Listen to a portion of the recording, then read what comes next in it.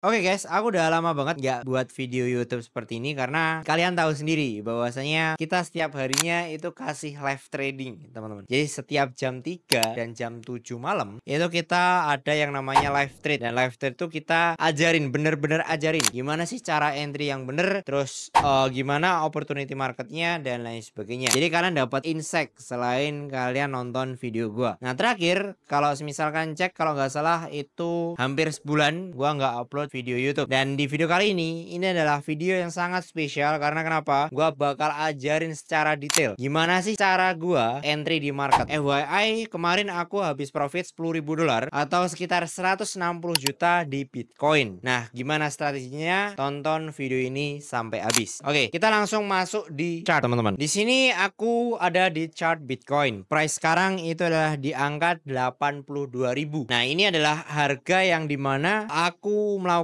yang namanya entry position. Sengaja memang aku buat replay ya, jadi aku undurin harganya biar kita bisa sama-sama belajar gimana sih cara entry gua. Nah, ada beberapa hal yang perlu kalian perhatikan di sini sebelum kita bahas tentang strateginya. Yang pertama, aku di sini menggunakan yang namanya akun perang atau akun khusus atau akun full margin. Nah, kenapa aku pakai akun full margin di sini ya? Karena aku pengen netapin yang namanya resiko gua. Jadi orang-orang yang full margin atau gua sebagai style yang full margin itu bukan semerta-merta ngajak kalian sesat, no. Ini adalah strategi manajemen resiko, teman-teman. Ini wajib kalian tahu karena kalau semisal kalian tanya sama mentor-mentor goblok di luar sana, itu mereka pasti bilang bahwasanya wah itu sesat tuh, full margin tuh sesat dan lain sebagainya. Tapi di sini gua tekankan bahwasanya yang namanya full margin yang gua lakuin di sini adalah cash management. Jadi kita nge-manage resiko dengan membagi modal, teman-teman. Misal nih kalian punya modal $1.000, itu dibagi menjadi beberapa akun, bisa jadi 10 akun, bisa jadi 20 akun. Jadi kalau misalkan bagi menjadi 10 akun ya masing-masing angkanya adalah di $100. Kalau misalkan bagi menjadi 20 ya $50 per satu akunnya. Dan kalau misal kalian full margin menggunakan satu akun, katakanlah $100, katakanlah kalau misal MC itu MC-nya cuma $100. Jadi fix, nggak kena yang namanya slippage, nggak ada lebih, nggak ada kurang. Jadi kalian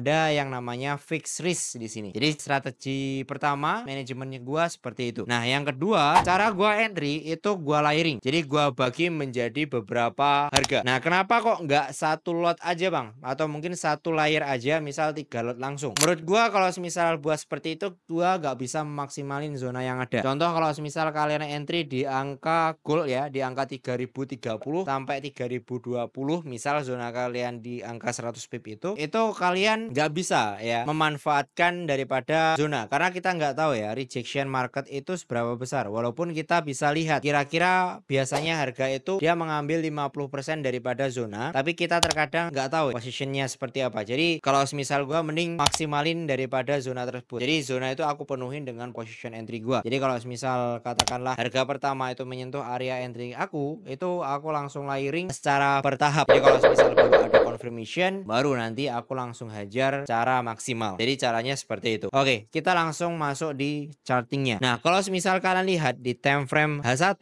ini aku zoom out dulu. Di sini price dia mengalami yang namanya penurunan sejak dimana dia terakhir di ATH-nya itu adalah di 100.000, teman-teman. Habis itu dia selalu mengalami yang namanya penurunan di sini. Nah, tapi yang unik ya, yang unik di dalam price ini, di dalam H1 ya, itu ada yang namanya struktur. Dia mencoba buat mengalami yang namanya kenaikan. Bullish ya, koreksi, bullish, koreksi. Nah, secara structure kalau misal kita melihat price-nya seperti ini, maka harga itu ada potensi buat mengalami yang namanya correction lagi atau rally lagi ketika dia menyentuh area daripada supportnya atau daripada low-nya, teman-teman. Nah, di sini aku melihat ketika gua tahu ya proyeksinya bagaimana, gua melihat di situ ada yang namanya hidden demand. Apa sih Mas hidden demand itu?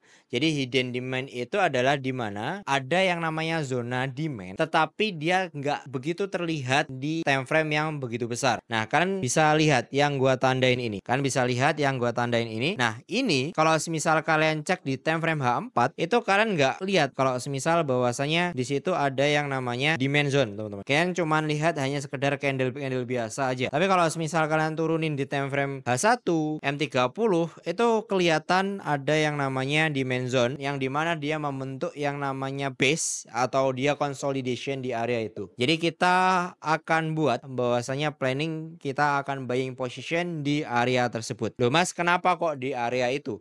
Selain daripada hidden demand, yang namanya supply and demand itu kita bisa lihat bahwasanya ketika harga mengalami yang namanya kenaikan, habis itu dia terjadi consolidation, habis itu di price yang terakhir dia membreakout area resisten sebelumnya. Artinya area demand ini membuat harga itu mengalami yang namanya kenaikan atau harga itu dia didorong buat naik. Jadi secara otomatis kalau semisal demandnya besar, itu proyeksi dia mengalami kenaikan juga ikut besar. Jadi aku menganut sistem ekonomi di sini. Aku ambil dulu area ini untuk kita buat zona. Nah, biasanya kalau misal aku buat zona tuh kita fullin ya. Dari area sideways sebelumnya aku fullin sampai area low-nya. Nah, kita dapat yang namanya entry position atau zona position di area 82.000.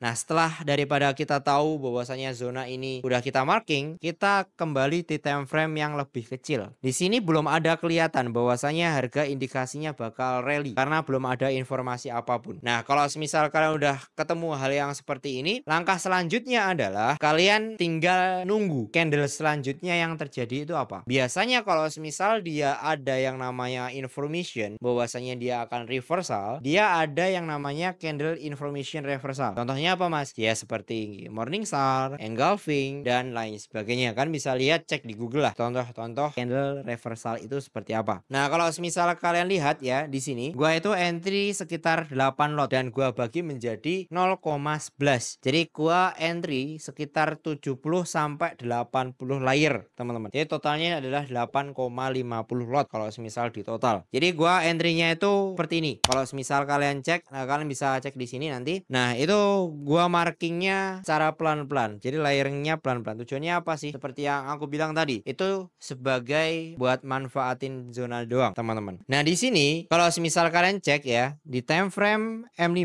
ya, di sini dia membentuk yang namanya rejection ketika harga menyentuh area 50% dari zona. Nah, 50% dari zona itu kalian bisa ukur dengan dua cara, yaitu kalian bisa set di pengaturan persegi kalian, teman-teman, yang persegi ini, atau kalian bisa atur menggunakan Fibonacci. Jadi kalian tinggal tarik aja Fibonacci dari high ke low daripada demand tersebut. Nanti bakal ketemu angka 50% Fibonacci-nya. Nah, itu kalian bisa buat untuk position entry. Itu kalau semisal buat style gua, teman-teman. Jadi ketika harga menyentuh area ini, dia terjadi yang namanya information reversal. Ini jatuhnya lebih ke Morningstar, teman-teman. Jadi di sini aku entry-nya agak atasan. Jadi di angka 82.100 sampai ke 82.400. Jadi di sini aku entry-nya di zona tersebut, teman-teman. Dan sekarang ya positionnya itu udah running sekitar 7.000 US dollar. Nah, kita tinggal lihat aja nanti proyeksinya seperti apa. Cuman kalau misal expect gua itu minimalnya bisa sampai 150-an pips, teman-teman. Jadi kalau semisal dihitung 150-an pips itu kalau semisal aku entry-nya 8 lot berarti ketemunya di angka 12 ribuan, teman-teman. Nah, di sini harga rally sampai ke angka 84.700. Berarti kenaikannya ya, kenaikan price dari harga pertama dia rally itu adalah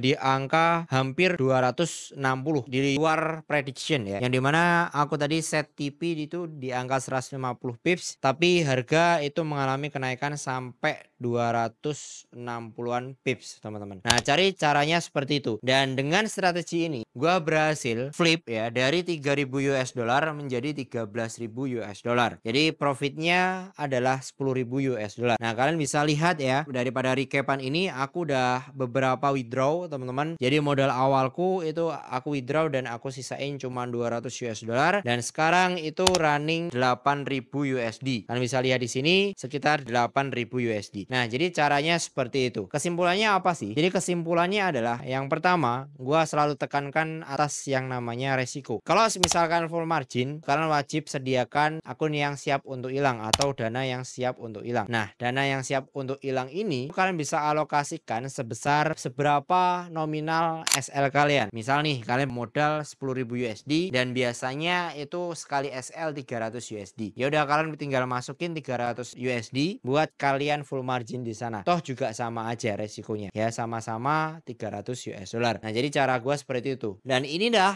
hasil daripada trading kita tadi yang dimana berhasil secure $10.000 secara live. Wow, ini adalah profit terbesar aku yang dimana selama 5 tahun terakhir ya. Dalam satu kali entry itu profit 160 juta. Dan ini bukti withdrawnya dan ini adalah PNL aku selama 7 hari terakhir. Oke, mungkin gitu aja video ini. Kalau misal lo ada pertanyaan atau mungkin request konten, lo bisa komen aja di bawah, nanti gua akan buatin tutorial buat kalian semuanya. Ciao.